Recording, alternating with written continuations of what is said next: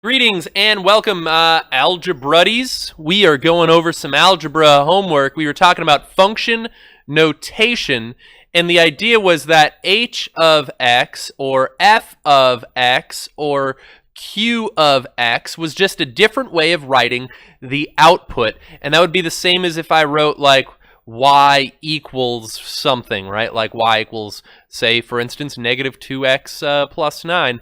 That this is a different way of writing the output.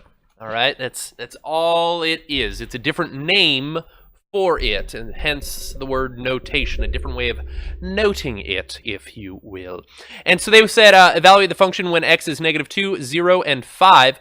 So what I'm going to do is figure out h of negative 2. And so this means I'm plugging negative 2 in for x. So negative 2 times negative 2 plus 9. Also, h of negative 2 does not mean multiplication. It is a name for the output when the input was negative 2. So h of negative 2 will be 4 plus 9, or 13. Ethan, does that verify with what you had?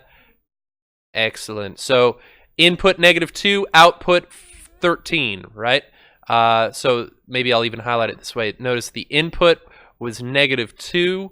Input was negative 2, and the output was what the entire function gave me when it all was said and done. The output was equal to 13. You also could, if you wanted to, translate this to being the point negative 2 comma 13, just so that way you can connect it to something that you are perhaps more familiar with. Let's see, they also wanted to find out h of 0, so that'd be negative 2 times 0 plus 9, that's 0 plus 9. That's just 9. H of negative, oh, my apologies. H of 0 is equal to 9. And then h of 5. Plugging in 5 for the x. Man. Supposedly a student might someday take a whole bunch of my audio from my videos and create some awesome mashup music retape digitized version song. It'll be good. My goal is still that someone goes through and listens to all like 900 of my videos and then makes a macro edit of just all my sneezes and then like compounds them into like one 20-second clip that I could then make my ringtone. Oh, it would be so good. Also, yeah, I give anyone on the internet access. Feel free. My sneezes are completely non-copywritten. You can use those sneezes for anything. Let's see, I'm going to keep cruising. I realize some of you didn't get to the homework, and but you can go back later and catch the rest of that. I just want to make sure we're good for today's lesson. Let's see. This is where this gets real interesting. It says, let the function c of t be the number of customers in a restaurant t hours after 8 a.m. Explain the meaning of each statement. So my time is t hours after 8 a.m. That's my input. And my output is the number of customers. Okay? So this is saying that the number of customers was 0 when the time was also 0. Okay? So that means there were 0 customers at 8 a.m. Man, I can't like write today. Don't know why. At 8 a.m. because 0 hours after 8 a.m. is still 8 a.m. All right, this one was a little trickier. So C of 3 would be talking about the number of customers 3 hours after 8 a.m., Amity, which you could write this down, by the way.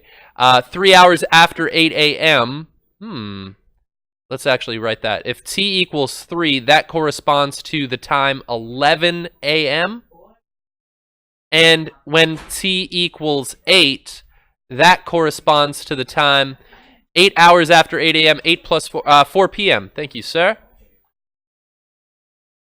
And what this is saying is that I don't know, notice, Amity, I don't know how many customers we had at 11 a.m. I just know that the number of customers at 11 a.m. was equal to the number of customers at 4 p.m., even though I don't know what number that is. So the same number of customers. Hopefully they're different customers, I suppose. Number of customers. at 11 a.m. and 4 p.m. Yeah, and like I said, I just want to point out, we don't know how many that number was. Maybe this business is doing great and it was a lot of customers. Maybe it was still 0, right? We don't know. Okay, this is saying that there is some time, n hours after 8 a.m., in which the number of customers was 29. So this would be, there were 29 customers at some point.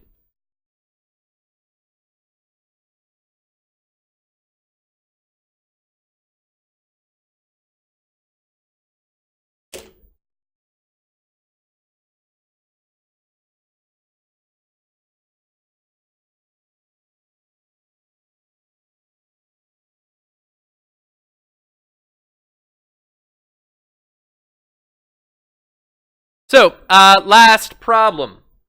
All right. So once again, we don't know what these what the number of customers was, but this is saying 13 hours after 8 a.m. What time is that? Or let's answer the question about 12 first. When t is equal to 12, what time of day would that be? What's 12 hours after 8 a.m.? 8 p.m., right? And so 13 hours after, when t equals 13, that would be 1 hour after 8 p.m. Well done, sir. Well done. That would be 9 p.m., right? And what is this saying about the numbers of customers? Perfect. There were less or fewer customers. I like it. At 9 p.m. than 8 p.m. is what that means. Okay? So that's how I would decipher this mathematical code notation.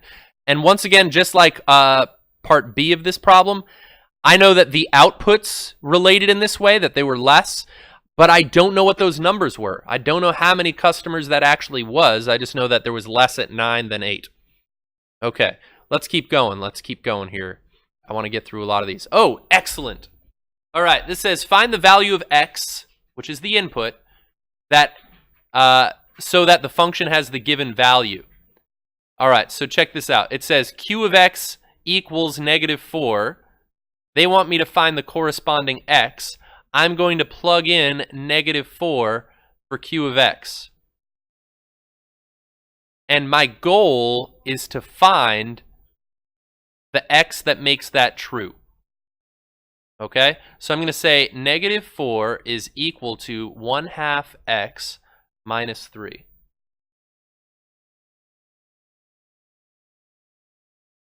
All right?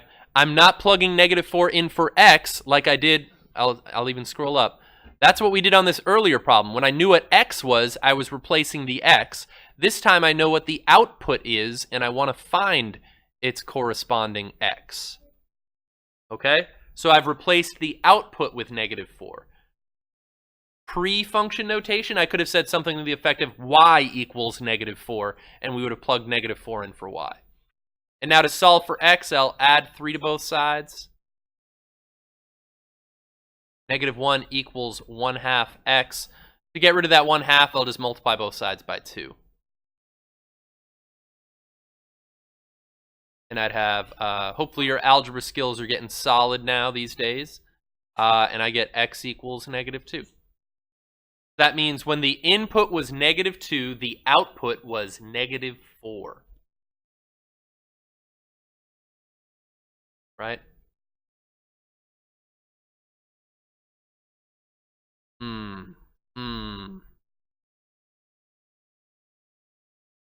And if you got stumped on the other problem from this section, or problems, I think I had 3, hopefully this one will model for you then how to do it. Okay, let's see. Keep cruising, keep cruising. Ooh! The function c of x equals blah, blah, blah represents the cost in dollars. All right, so my output, c of x, is the cost in dollars of buying x tickets. X tickets will be my input cost in dollars will be the output. It says, so cost in dollars of buying X tickets to the orchestra with a $10 coupon. Notice the way coupons behave.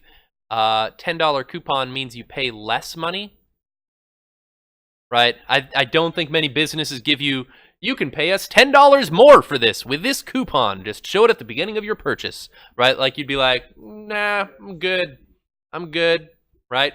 And so because this is less, notice they were subtracting 10 from that.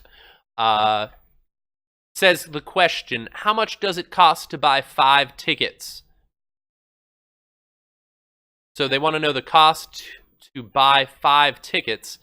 This could be translated into X equals 5. Right? And I'm looking for the cost, which is the output. That means I'm going to plug 5 in for the function. So that means C of 5, I don't think I have enough room here, is going to equal 17.5 times 5 minus 10. I'm reaching for my calculator. So I get, that's 87.5 minus 10.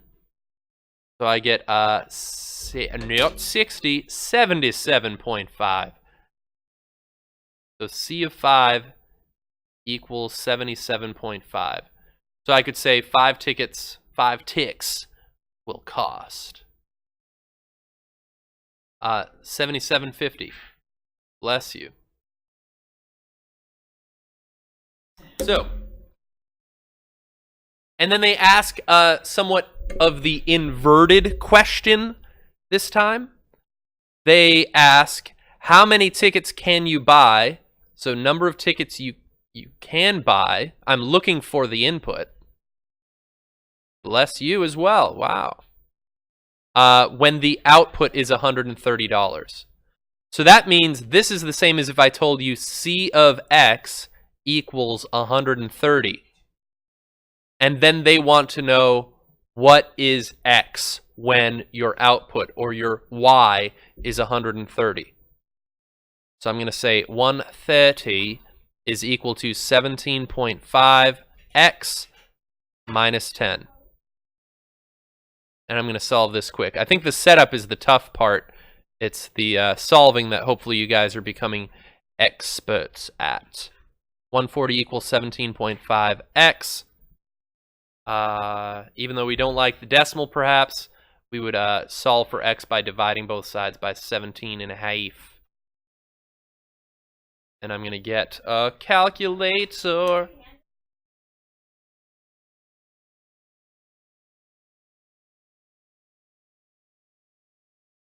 Yeah, you could estimate. And so I could then say, right, you could buy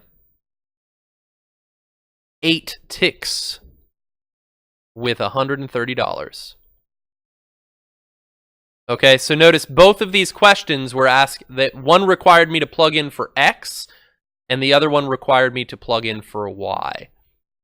Right, so notice I plugged it in here and here, and the other one I replaced, right, the output I knew was 130. I wanted to figure out what input would give me that. All right, man. All right, I've got 1 minute to do one more problem. Here we go. It says graph the linear function. At this point, we are poorly equipped with graphing. I'm going to teach you a new way today, and then an even better way the following lessons. But we're going to have an input and an output table. And when you graph, because this is a linear function, one, they told us that. Also, I could tell this could be written in the form y equals mx plus b.